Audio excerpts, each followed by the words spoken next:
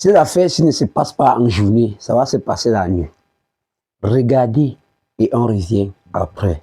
Paul Barthélémy Biya-Mvondo, le vaincu de l'élection présidentielle du 12 octobre 2025 au Cameroun, va tomber. Paul Barthélémy Biya-Mvondo, l'homme qui a choisi d'en finir avec une centaine d'enfants au Cameroun, d'enfermer plus de 2500 Camerounais, d'assassiner des leaders politiques au Cameroun, de pousser à l'exil de milliers de Camerounais, mais surtout d'imposer au Cameroun une réelle dictature et une tyrannie, va tomber. En le rappelant comme tel, ses fidèles, très nombreux sur les réseaux sociaux, l'écument, se foutent de nos gueules, se moquent de nous envoient des injures à n'en plus finir, mais surtout nous traitent de malades et de fous à la limite. Il est important de s'arrêter à chaque fois et de le lui dire. Paul Barthélémy Biya-Mvondo va tomber et il le sait. Ses amis, ses fidèles, ses proches le savent qu'il va tomber. L'Union européenne, qui ne fait pas de bruit, est en train de travailler. Peut-être c'est l'occasion aussi de demander à chaque ministre de Paul Biya maintenant, qu'est-ce qui se passe au niveau de l'Union européenne? Qu'est-ce qui ne va pas au niveau de l'espace Schengen? Qu'est-ce qui peut justifier qu'aujourd'hui l'Union européenne soit presque muette sur la question du Cameroun? Qu'est-ce qui est en train de se traiter dans les murs de l'Élysée et même au Quai d'Orsay sur le cas Cameroun? Mais qu'est-ce qui a poussé effectivement le Conseil de sécurité de l'ONU à organiser une réunion secrète sur le cas de Paul Barthélémy Biya-Mvondo? Mais où en sont-ils exactement les avocats de Issa Chiroma Bakary?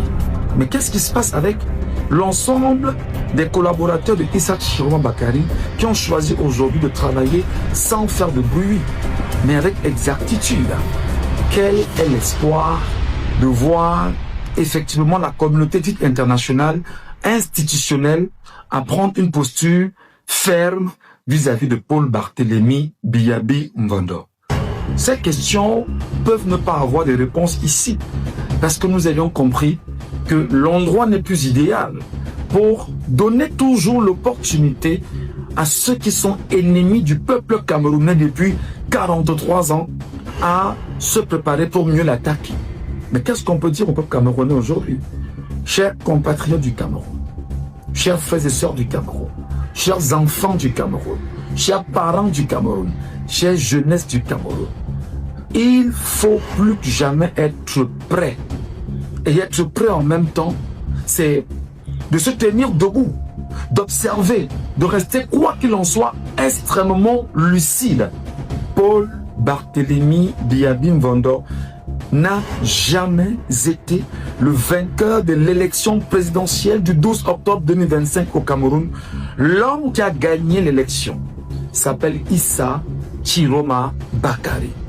Les procès-verbaux l'attestent et Paul Barthélémy Biya-Mvondo n'a aucunement pris sur lui de dire aux Camerounais, voici exactement les résultats issus de chaque procès-verbaux que je tiens par devers moi et les résultats tenus par Paul Barthélémy Biya-Mvondo aujourd'hui restent encore un problème sérieux.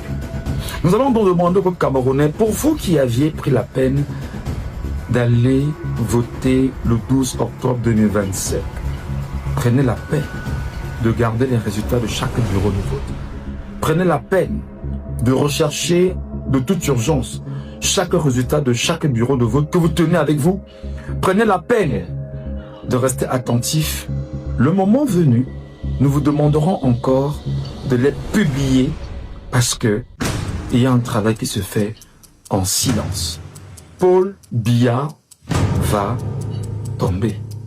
Oui, Hob, quand les Bendongo, appelez-moi El Barochina de Dinfis Bansoi. Ces affaires ne se passent pas en journée, ça doit se passer la nuit. Si on ne se lève pas un matin, on nous dit que c'est arrivé. Et qu'on va arriver à la maison un soir, on va nous dire que c'est arrivé. Oui. Les Camerounais se sont déjà trop sacrifiés pour ces pays.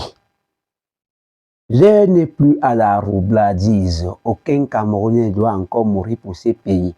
À part ceux-là qui disent qu'ils servent le pays au nord-ouest, sud-ouest, ils sont en train de soutenir la dictature. Ils sont en train de protéger les intérêts de leur président. À part ceux-là.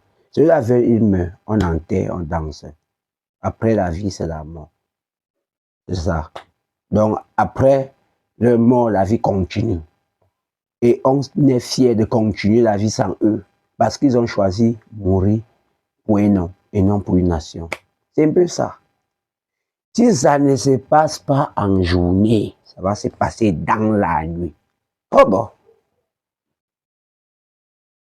Quand je comprends Michel Gatou comme ça, mon cœur fait vraiment quelque chose que je ne sais pas. Ça me fait du bien l'entendre dire ça. Parce que je sais que un jour, ça doit arriver. Lui-même, il connaît qu'il est déjà tombé. Pourquoi il ne nous annonce pas son gouvernement? Un gouvernement des Roblards, il dit que c'est le gouvernement des jeunes. Les jeunes Roblards, oui, c'est de ça qu'il s'agit.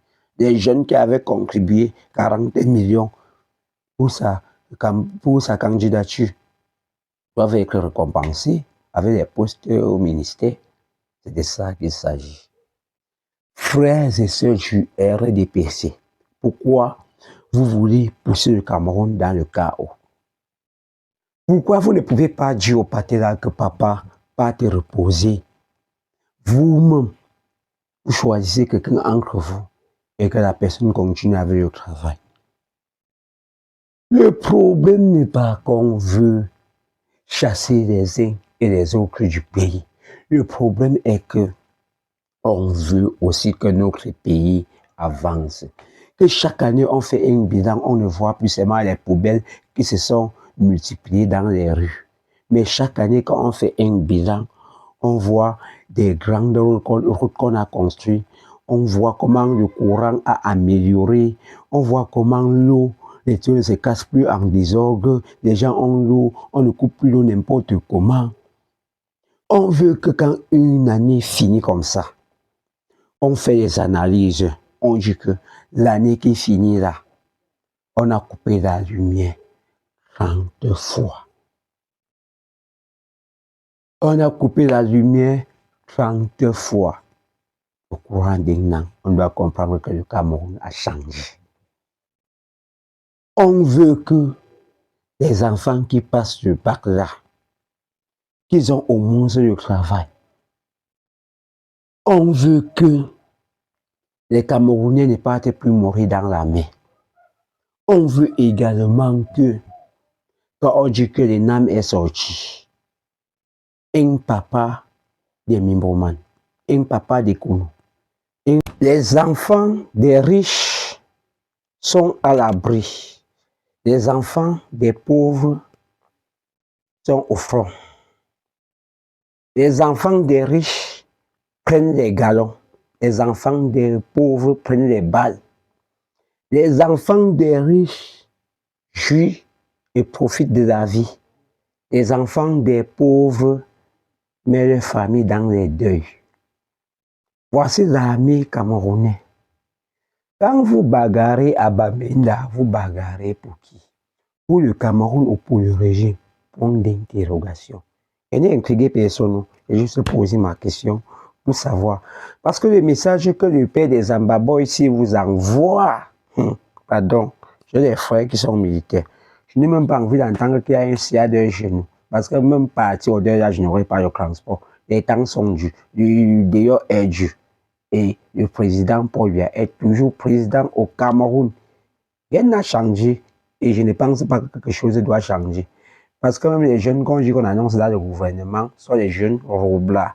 qui ont chanté au rythme de Ayo Popolo, Ayo Papao, Ayo Ayo Po, Ayo. Et oui, appelez-moi El Baron Chinda, le digne fils Bansois. Abonnez-vous, likez, partagez. Mettez en favori et n'oubliez pas de laisser un petit commentaire. Oh bon, collez bien donc. Yo la famille El Baron Chinda, je vous invite de me suivre sur Facebook, TikTok, Instagram, YouTube. El Baron Chinda, suivez-moi jusqu'à la gare.